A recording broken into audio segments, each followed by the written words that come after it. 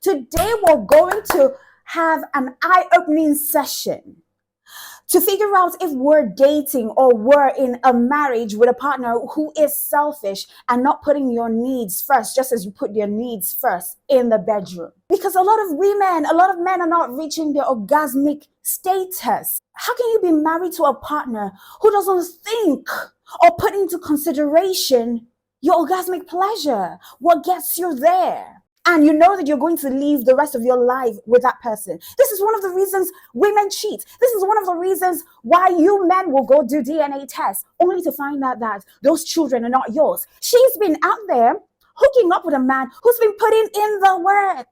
Putting in the work when going down, putting in the work when touching the right spots, putting in the work in speaking the right things into her ear, ramming the right things into her brain through words. Because one of the ways that you could get a woman to really be ready and be in the mood is first by talking to her.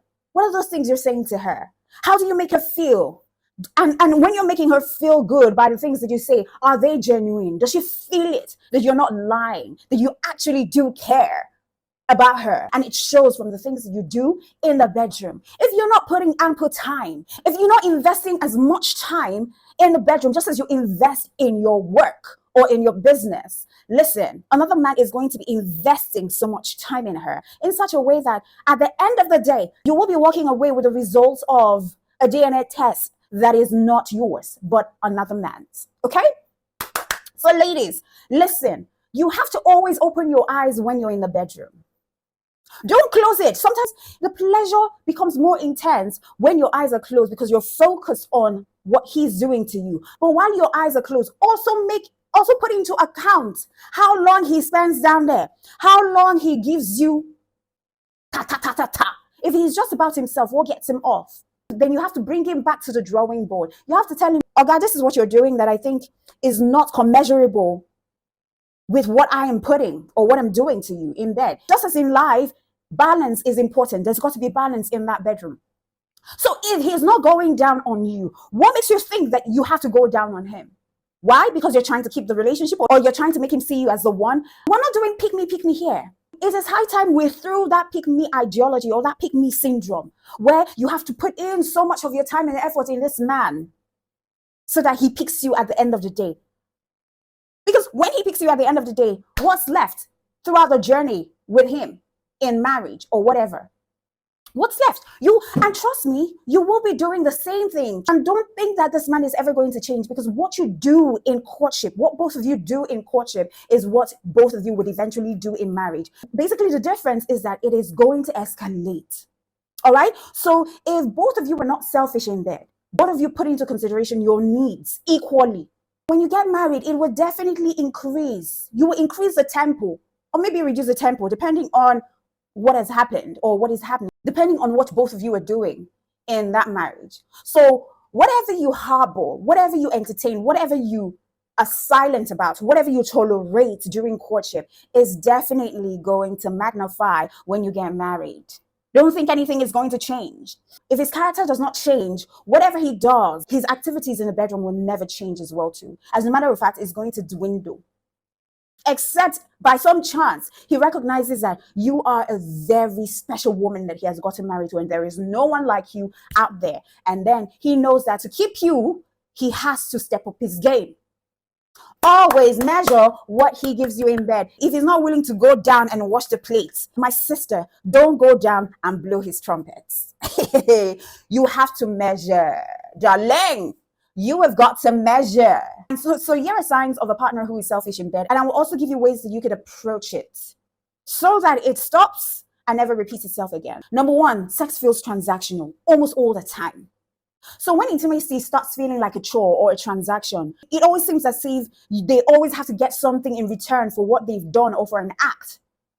Then you know that this person is selfish. He only does something so that he can have his way with you. Now that's a sign of selfishness, because I believe that sex should be a mutually beneficial activity. It should not be a bargaining chip. So when you notice that your woman always make love to you or agrees to make love to you when you've done something for her, or maybe you've given her some amount of money to go and make her hair or make her nails, or you've generally just done something good for her, that's the only time that she opens her leg. Other times you have to pressure and pressure and pressure her for her to allow you enter into the gates of heaven. Then you know that you're with a selfish partner. You're only there. She only gives you pleasure when she has something to gain from it.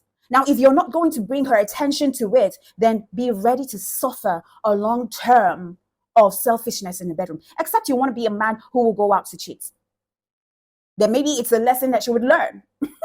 I'm being honest. So if you have a partner who you feel like it's always transactional, right? Then it could be a pattern of control and a power dynamics over you. Because if they see that as a weakness, that every time they need something, that's when they start telling you, oh, I need money for this. And you give it to them. They spread them legs and you're happy for a while. And it's becoming an occurrence. And they know that you're the sort of person who is loyal to them or will be loyal to them. So they're taking advantage of it. Some women can use that as a power dynamics over you or control over you. So you have to call them to their attention or cut off that relationship. If it is marriage, call your attention to it. And if you're not stopping anytime soon, then I am sorry. Whatever action you took it because in the long run, it's going to be destructive. Because you don't want to be with a partner who all the time, when you need to have sex with them, it becomes a thing of, oh, I have to give her this, or I have to make her happy in the way that she likes so that I'll be able to have free access to her. And even in a moment that you're not giving her anything and she knows that she cannot deny you sex, you're not getting the pleasure because she's not actively involved. Her mind is somewhere else. Then you know that it's some sort of dark control over you and you have to break away from it. If not, you will have yourself to blame because you're going to suffer dearly for it. Number 2 is initiation is usually one-sided. So you find out that your partner always initiates sex when they're happy, when they're in a good mood, when they're comfortable, or when they feel like it, regardless of whether you are feeling comfortable enough or whether you're in a good space or in a good mood to want to have that with them. They really don't care. Once they're happy, they want to get down and they expect you to get down with them. And if you do not get down with them, they are so upset with it. They get visibly angry or they become passive aggressive to a point that you can't take it anymore. Then you now find yourself going to beg them or going to soothe them or going to caress their ego. Then you know that you're in deep shit. You know that you're in deep trouble. And the flip side of the coin is when they always want you to initiate, they always want you to pursue them in the bedroom. They do not put an effort whatsoever in trying to initiate. So you find yourself always initiating sex. You find yourself always needing. If you do not touch them, they're not going to do anything. You stay for a week, they are not touching you unless you touch them. That's the only time they turn around and give you the bare minimum. My darling, you're with a selfish partner. Because initiation shouldn't be the work of one person. It shouldn't be the work of one person, be it a male or a woman. If you say that you're in love with your partner, initiation should come from both sides. If you want it and you know that they're ready, then initiate it. Don't wait. What are you waiting for? It's just selfish. Do you know what it takes for someone to initiate sex all the time? And then they're made to feel as if, oh, they're a maniac of some sort. So if you find out that you're always initiating sex when they're not initiating, they're not putting effort, they're not trying. And then when you tap them in the middle of the night, they are grumbling or they're acting as if you're doing too much or you need this thing too much or you don't have any self-control. My brother or my sister, you are in deep trouble. You're with a partner who is selfish. So what you need to do is to communicate. Tell them how they make you feel and how you would want them to also initiate. All right? Tell them how you would want to be with them. You would want to bond with them sensually. How frequent you would want to bond with them sensually. If these partners are partners who really love you, they will put into account what you need and how their lack of effort is shifting the scale of intimacy in your relationship or in your marriage. It's so important that you have to communicate these things because sometimes these partners might not really know that these are the things that you're doing and they might not even understand the implication this would have or the impact this will have in the long run, because this is one of the reasons people go out of the marital homes or their vows to cheat. Now, another sign that you're with a selfish partner is when the foreplay, you can't count them.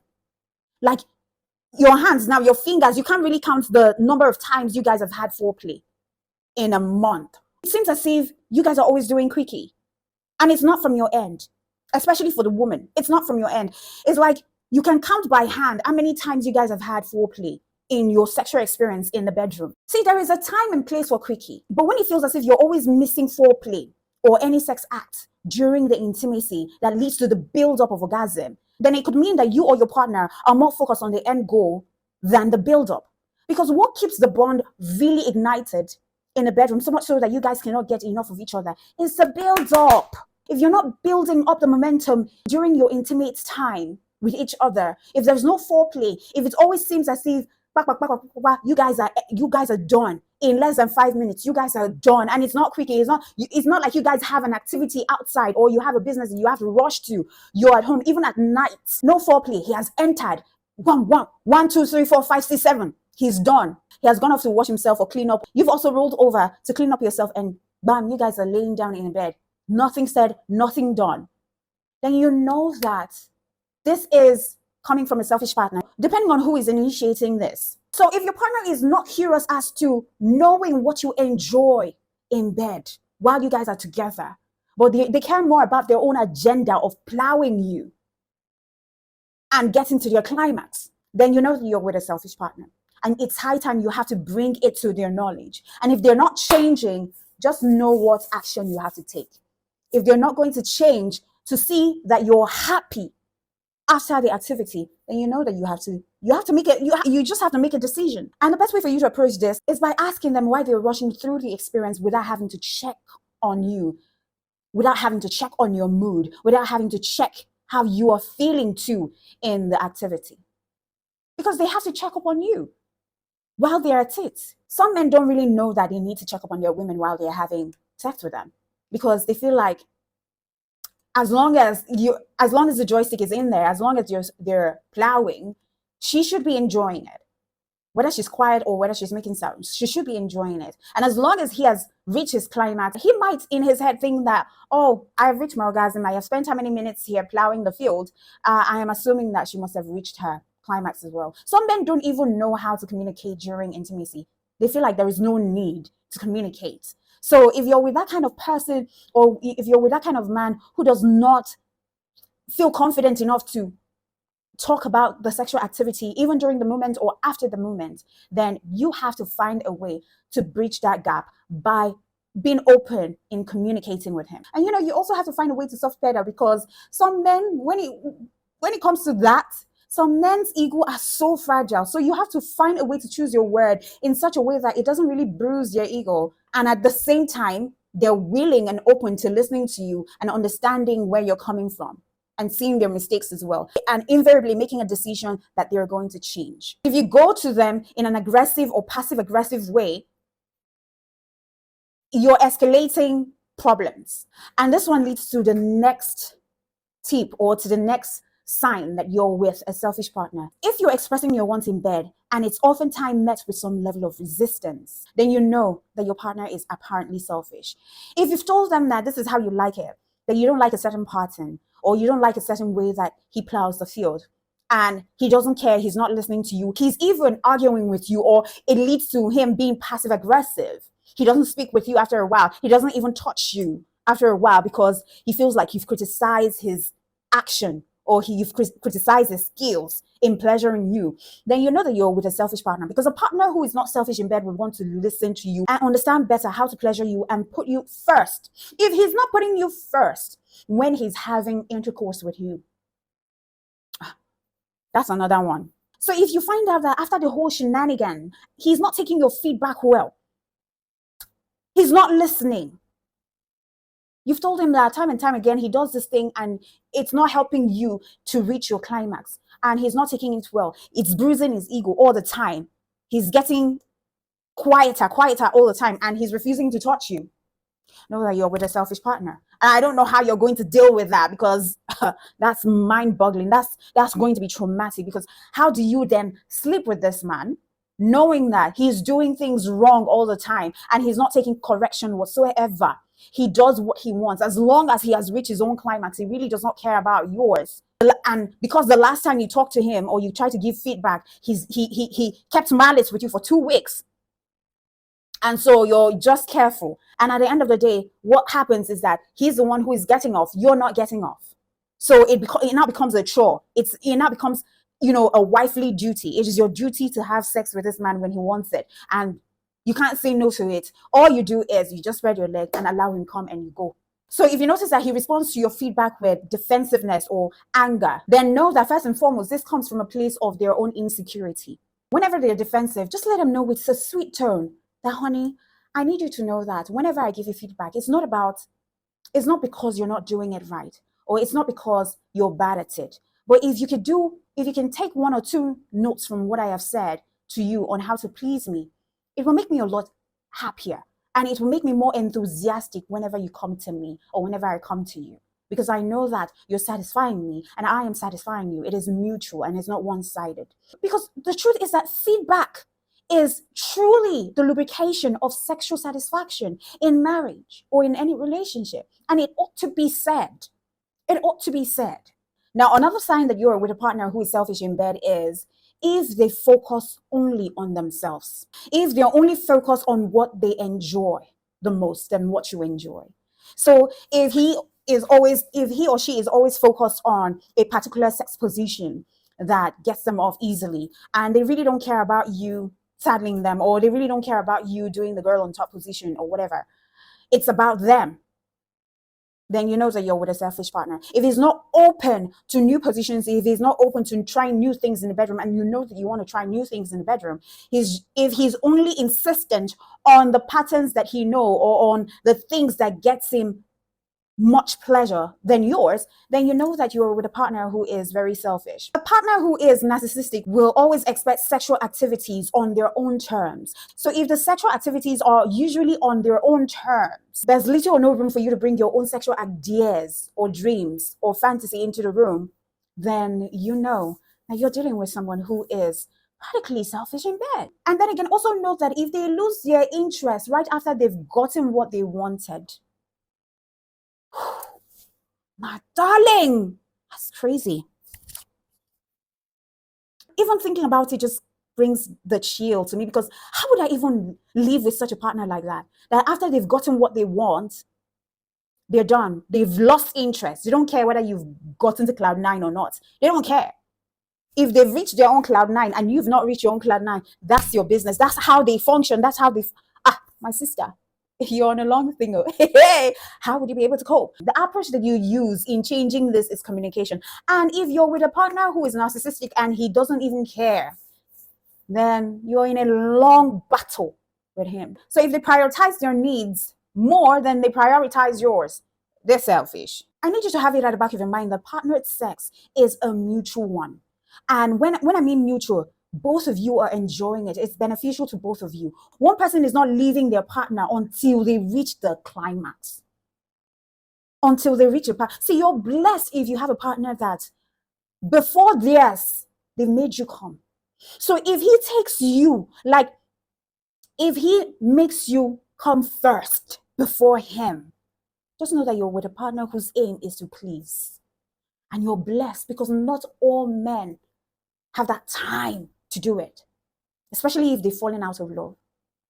So if he puts you first, that means he understands what a woman needs.